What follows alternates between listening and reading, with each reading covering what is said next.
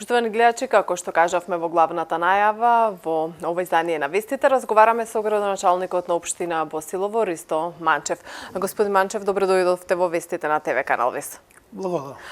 Овој разговор го почнуваме со една убава вест, односно од утре вечер почнува културното лето во Босилово. За прв пат се организира ваква манифестација во соработка на културно-уметничкото друштво Гоце Делчев и општина Босилово. Може ли да ни кажете како дојдовте до идеја за ова манифестација и што се ќе можат наредните, еве да речеме скоро еден месец, затоа што почнува од утре 17 јули, ќе трае до 20 август. Така е, да. За прв пат во општина Босилово се организира една прекрасна манифестација под наслов Босилово културно лето.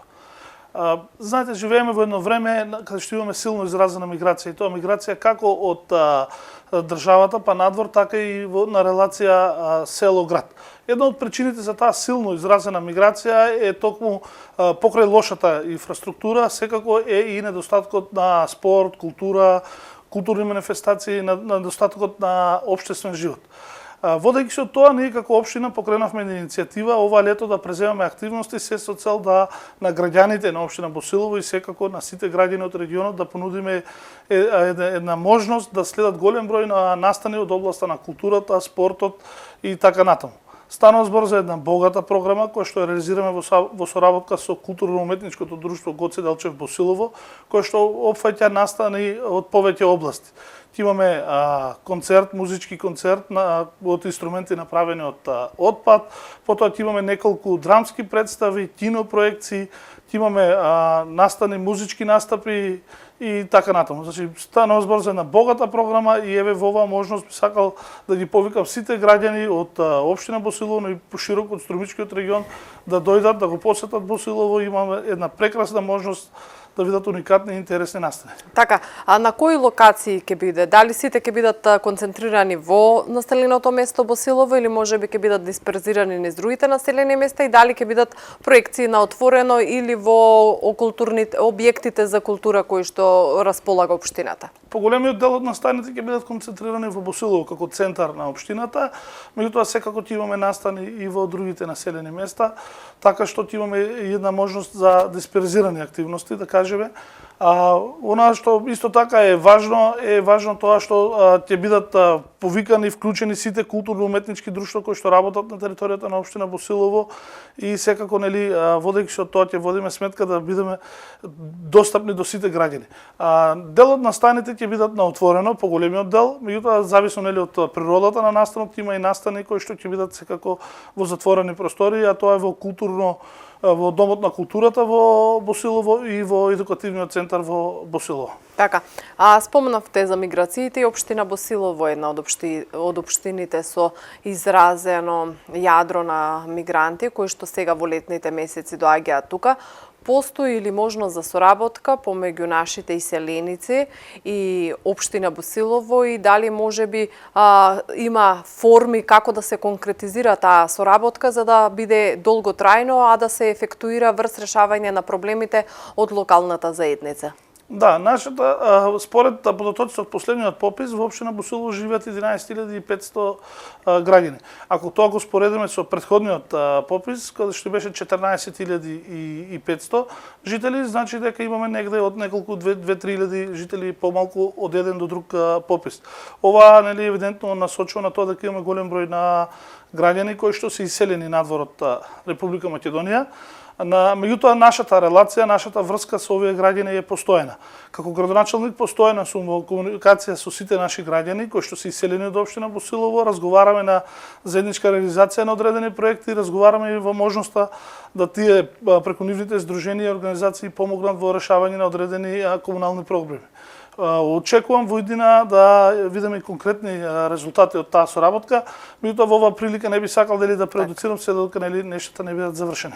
Така, бевте актуелни деновиве со намерата или најавата дека можеби како општина ќе ги вратите ингеренциите во делот на образованието под државна капа. Дали направивте анализи што би било најефикасно, дали враќање на ингеренциите, спомнавте и намалување на број на редуцирање на број на вработувања, дали сметате дека може да се изнајде излез од оваа ситуација која што според вашата математика покажува нерентабилност, затоа што како што кажавте 96% од блок дотациите ги давате за плати, а со 4% треба да се надмират сите режиски трошоци. За жал така е, да. Значи, состојбата во образованието во општина Босилово е навистина многу лоша. Трите основни училишта имаат долг поголем од 80.000 евра, при што се соочуваат и со блокирани сметки и неможност да ги сервисираат обврските према доверителите. За да биде ситуацијата уште полоша, околу 96% од блок дотациите кои што ги добиваме како општина од Министерството за образование и наука се наменети за покривање на трошоците за плати.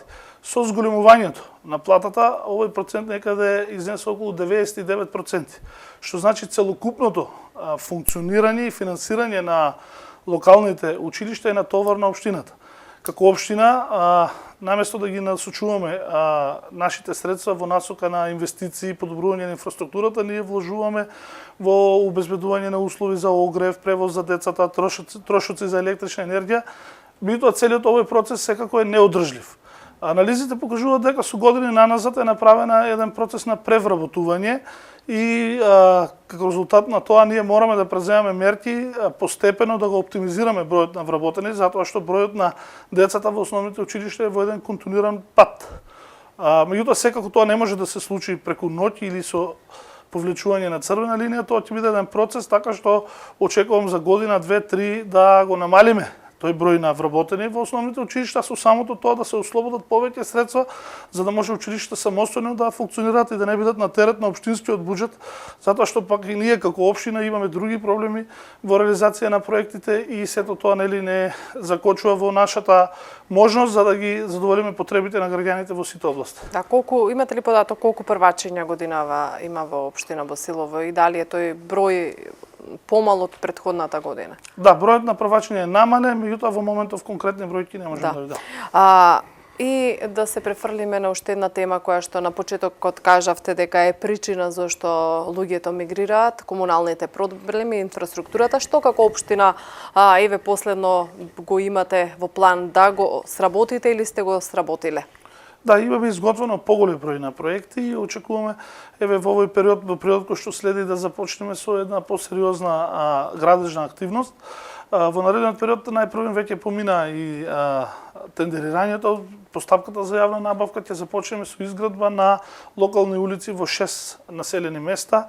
Тоа се Босилово, Секирник, Радово, Турново, Петарлинци и село Сарај. Меѓутоа, покрај тоа, паралелно работиме и на голем број други активности и во завршна фаза сме на потпишување на договори за бетонирање и изградба на одводни канали во Моноспитово, улици во други населени места, а исто така и преку Светска банка веќе сме во завршна фаза и покрај тоа што овој процес некако се влечи малку подолго од тоа колку што очекувавме, меѓутоа веќе сме во една завршна фаза да на есен веќе започнат активности за изградба на локалниот пат Еднокуќово Босилово, потоа 2 краци во Иловица и Штука, улица во населено место Штука. Очекувам до крајот на годината, почнувајќи еве сега од месец август, па до крајот на годината да имаме едни сериозен повеќе инвестиции во повеќе населени места и со тоа очекувам нели да направиме едно заокружување на ова календарска година со реализација на поголем број на проекти. Така, а има ли интерес кај бизнисот за отворање на предпријатија, фирми, компании? Постои ли некои, имате ли парцели кои што би можеле да бидат дадени на располагање од рурален туризам па до некои капацитети кои што не се спротивни на категоризацијата на земјиштето со кое располагате? Правејќи споредбени анализи со сите локални општини во регионот, ние се наоѓаме во една незавидна состојба затоа што имаме најмалку така да речени индустријски зони на кои што можеме да го подпираме развојот на општина Босилово, меѓутоа работиме на тоа преку изработка на урбанистички планови во повеќе населени места и еден веќе е донесен, тоа е урбанистички план за населено место Моноспитово, а во наредниот период очекуваме уште 4 урбанистички планови да бидат завршени, веќе се во завршна фаза и веќе во сите тие се создаваат услови, можности како за развој на населените места, секој за развој на бизнисот. Основата од која што треба да тргнеме е да ги изработиме тие урбанистички планови, за да може потоа да понудиме можности на инвеститорите да градат и секако да се развиваме како општина, а со самото тоа нели да создаваме повисок стандард на граѓаните. Така.